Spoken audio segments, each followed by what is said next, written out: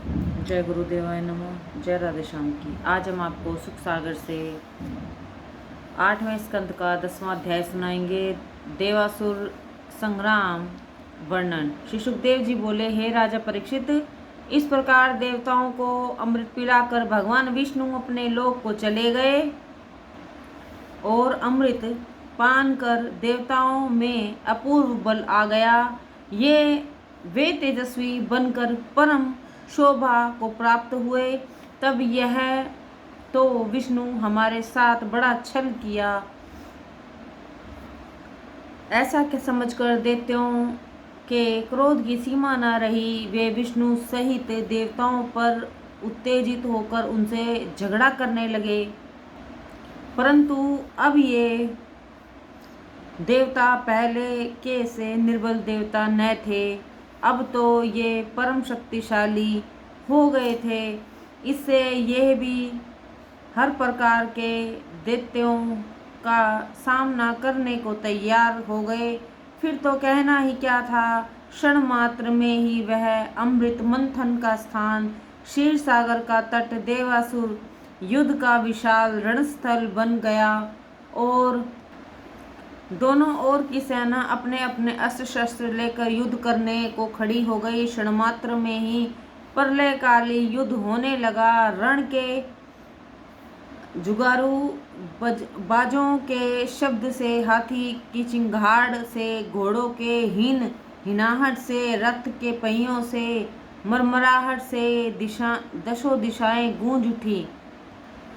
पृथ्वी कांपने लगी, तीनों लोक थर्रा गए और इस प्रकार सारे ब्रह्मांड में हाहाकार मच गया। एक दूसरे के विरोधी देवता और दैत्य क्रोधित होकर रोमांचकारी युद्ध करने लगे। शास्त्रों का भीषण प्रहार होने लगा। सबके विचित्र वाहन थे, रथी से रथी, पैदल से पैदल सवार, सवारों से और गजारोही से भिड़कर युद्ध करने लगे। कोई बैलों पर और कोई सिंहों पर सवार था। यही नहीं, कितने कनों पर सवार थे, कितने बरकों पर, कितने जुर्रों पर, कितने वज्रों पर, कुछ तिलमिलंगिलों पर, कुछ शनों पर, कुछ गैंडों पर, कुछ सांडों पर, कुछ गायों पर, कुछ श्रृंखलों पर, कोई चूहों पर, कोई गिरगिटों पर, कुछ खरहों, कुछ मनुष्यों पर, कुछ काले रंग के हिरणों पर, कोई शुक्रों पर, कोई जल के तथा स्थल के पक्षियों पर और कितने ही बिगड़े हुए अंगों वाले प्राणियों पर चढ़कर दोनों सेनाओं के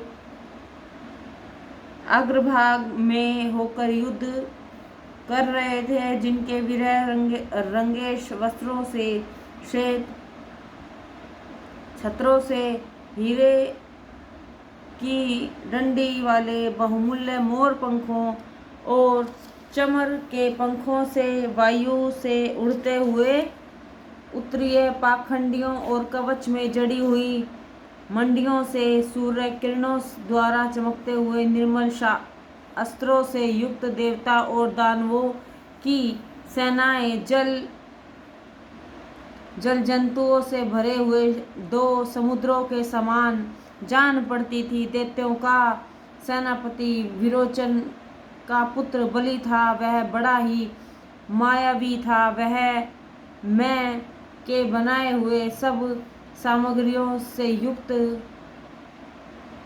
एक बड़े ही आश्चर्यकारी रथ पर सवार था। उसका वह रथ इच्छानुसार चलने वाला था और उसमें युद्ध के एवं अन्य सभी प्रकार के इतने अधिक सामान हर समय प्रस्तुत रहा करते थे कि जिनका अनुमान नहीं किया जा सकता। वह ऐसे ढंग में गमन करता था कि उसकी चाल को कोई लख नहीं पाता था। वह कभी तो प्रकट होता था और कभी छिप जाता था। ऐसे सुंदर विमान में बैठा हुआ बलि उदयाचल पर स्थित चंद्रमा के समान शोभामान हो रहा था। उसके विमान के चारों ओर अपने अपने वाहनों पर सवार यूथ दैत्य स्थित थे। उनके नाम में नमुची, शंबर, वरुण, विगृचति, अयोमुख, द्रुमद, कालनाग, प्रेहित, हेति, इलवल, शकुनी, भूत संताप, वज्रदृष्ट, विरोचन, हग्रीव, शकुशिरा, कपिल, मेघदुंबी, तारक, चक्रहस्त, शुंभ, निशुंभ, जंग, उत्कल, अरिष्ट, अरिष्टोनोमी, त्रिपुर स्वामी, मैं, पोलोम, काल्यके और निवात कवच आदि इन सब ने समुद्र के मथने में बड़ा परिश्रम किया था, परंतु इन्हें अमृत नहीं मिला था। इन्होंने पहले ही कई बार देवताओं को परास्त किया था। इससे युद्ध में भी आगे बढ़कर बड़े जोर से देवताओं को ललकारते थे। तब दैत्य बड़े अभिमानी हो गए हैं। यह देखकर इंद्र से न रहा गया। वे परम क्रोधित हो अपने ऐरावत नामक दिग्गज पर सवार होकर युद्ध के लिए उद्यत हो गए। उस समय इंद्र ऐसे शोभामान हुए मानो उदयचल के सूर्य हैं। उनके चारों ओर नाना प्रकार के वाहन, ध्वजा और अस्त्र वाले देवता तथा वायु, अग्नि और वरुण इत्यादि लोकपाल अपने अपने गणों में सहित पाकर एकत्र हो गए। इंद्र युद्ध में आए उनके सभी योद्धा अपने अपने जोड़ों को देखकर एक दूसरे से भिड़ गए। इंद्र स्वयं बलि से भिड़ गए, शंतवंदन तारक नाम दैत्य से भिड़ गए और वरुण हेति से भिड़ गए। इसी प्रकार अश्विनी कुमार विश्वप्रभा से, मित्र प्रेहित से, यम कालनाभ से, विश्वकर्मा मैं से, त्वष्टा शंबर से, अपराजित नमुची से और सूर्यबली के उन 100 पुत्रों से कि जिनमें वाणासुर सबसे श्रेष्ठ था, भिड़कर युद्ध करने लगे। ऐसे ही राहु के साथ चंद्रमा, पुलोमा दैत्य के साथ वायु देवता, भगवती देवी भद्रकाली, शुंभ और निशुंभ से शिवजी, जंब से अग्नि देवता, महर्षि से प्रजापति गण, इलवल और वातापी से कामदेव, दुर्मय से ब्राह्मी इत्यादि माताएं, उत्कल से बृहस्पति, शुक्र से और शनैश्चर नरक से भिड़कर युद्ध करने लगे। उपचासो मरुदगण, निवात कवचों से 8 वसु, कालके से दैत्यों से 13 विश्वदेवों, पोलोमा से और 11 रुद्र क्रोधवंशों से युद्ध में स्थित हुए। ये लोग परस्पर में भिड़कर जीत की इच्छा से बलपूर्वक एक दूसरे को अपने अपने पहने बाणों, खड्गों और तोमरों से मारने लगे। भुषुंडी, चक्र, गदा, ऋषि, पंडित, शक्ति, उल्मुख, बर्छी, फरसा, तलवार, भाला, परिघ, मुगदर और भिमंडी पालों का भीषण प्रयोग होने लगा। बात ही बात में कितने ही वीरों ने शीर कट कर पृथ्वी पर गिर पड़े। कितने ही की भुजाएं, जंघाएं, ग्रीवा और पेट कट के गए। कितने ही हाथी, घोड़े और रथ के सवार कटकर खेत रहे। कटे हुए वीरों के धड़ से उनके खंडित सिरों और हाथ पांव एवं कटी हुई जांघाओं तथा अनेक प्रकार के खंडित शस्त्रों से युद्ध भूमि पट गई। रथों की खंडित ध्वजाओं तथा वीरों के टूटे हुए आभूषणों का ढेर सा लग गया। उस समय उन योद्धाओं तथा घोड़े आदि के पांव से उठी हुई धूलि से आकाश मंडल भर गया, परंतु वीरों और वाहनों के खंडित होने एवं कटने में जो भीषण रक्तपात हुआ उससे वह ठीक हुई धूली शांत हो गई और रक्त मिली मिट्टी में लाल वर्ण का कीचड़ उत्पन्न हो गया। कहीं वीरों के किरीट और कुंडल युक्त कटे हुए शीर पड़े थे और कहीं उनके आभूषणों से युक्त शोभामान भुजाएं पड़ी हुई थी। कितने ही वीरों का सिर आंख निकालने और दांत बाएं पड़ा था और कोई कोई शीर दांतों से होठों को दबाए हुए पड़े थे, जो उस समय तक भी अपने क्रोध की सूचना दे रहे थे। कोई शीर से खंडित पड़ा था और कितनों की सुंदर सुंदर भूषणों से सुसज्जित उनके शरीर के अल्लव्य ही पड़े हुए थे। इस प्रकार इन वस्तुओं द्वारा आच्छादित वह युद्ध भूमि बड़ी ही भयानक जान पड़ती थी। उस युद्ध में बड़े बड़े कबंध उठते थे, जो अपने शीर्ष की आंखों द्वारा देखते हुए भुजदंडों में शास्त्रों को लेकर योद्धाओं के ऊपर दौड़ते थे। उसी समय बलि ने इंद्र को 10 बाणों से और उनके ऐरावत को 3 बाणों से तथा ऐरावत के चारों ओर उसके रक्षक अन्य वीरों को 4-4 बाण से और इंद्र को महावत के 1 बाण से मारकर घायल कर देना चाहा, परंतु उसने ज्यों ही ऐसे बाणों का प्रयोग किया कि उसी क्षण महापराक्रमी इंद्र ने हंसते हुए उतने ही प्रभाव वाले अपने भल नामक बाण को चलाकर बीच में ही उन बाणों को काट डाला। इससे बलि को बड़ा क्रोध आया। उसने अपनी विषभुजी शक्ति को उठाकर इंद्र को पर फेंकना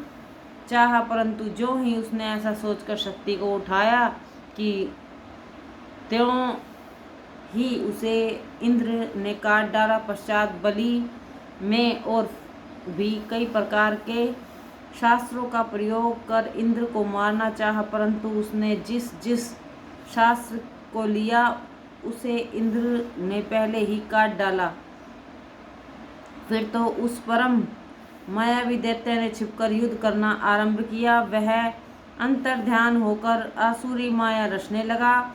इससे देवताओं की सेना और पर्वत दिखाई पड़ा तथा वे अपनी सेना को पर्वत समझने लगे। बलि ने उन पर जलते हुए वृक्ष गिराए, फिर कितने ही नोकदार शिखर वाले पत्थर गिराकर देवताओं को नष्ट करना आरंभ किया। अजगर, विशेष सांप, बिच्छू, सिंह, व्याघ और वारह उत्पन्न होकर बड़े बड़े हाथियों को पीसने लगे। सैकड़ों राक्षसियों उत्पन्न होकर लोगों को डराने लगी।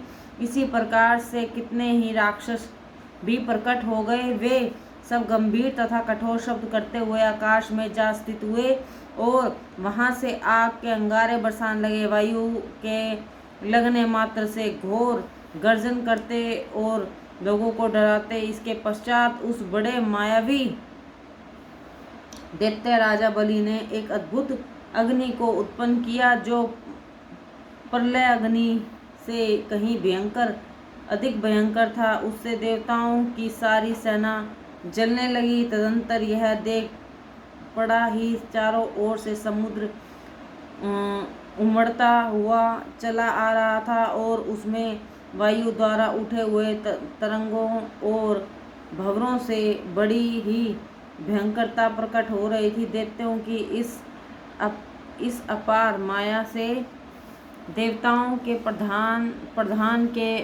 प्रधान वीरों का मन खिन्न हो गया। बहुत यत्न करके भी वे दैत्यों की माया को दूर न कर सके। तब उन्होंने भगवान का ध्यान किया। भगवान विष्णु तुरंत ही वहां प्रकट हो गए। वे अपने सब आयुधों से युक्त 8 भुजाएं धारण किए अपने अपने स्थान में लक्ष्मी,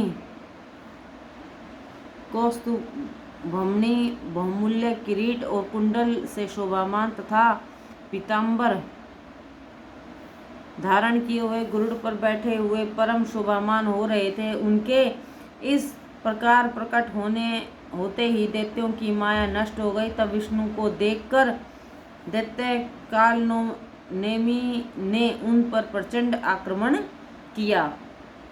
उसने विष्णु जी पर अपना शूल चला दिया, परंतु जब तक वह शूल गरुड़ तक पहुँचे कि उसे आते ही विष्णु जी ने अपने हाथ में पकड़ लिया और उसे कालनेमी को खींचकर मारा। वह अपने वाहन सहित तुरंत ही मर गया। तब विष्णु जी का सामना करने के लिए माली और थुमाली आए, किंतु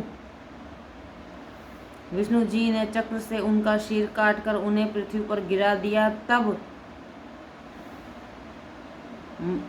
माल्यवान आया, उसने विष्णु जी के वाहन गरुड़ को एक गदा मारा, फिर गर्जने लगा। तब उसकी गर्जन को देखकर विष्णु जी ने अपना चक्र चला दिया, जिससे उसका सिर कट गया और वह भी मृत्यु के हाथ लग गया। जय गुरुदेवाय नमः। जय राधे श्याम की।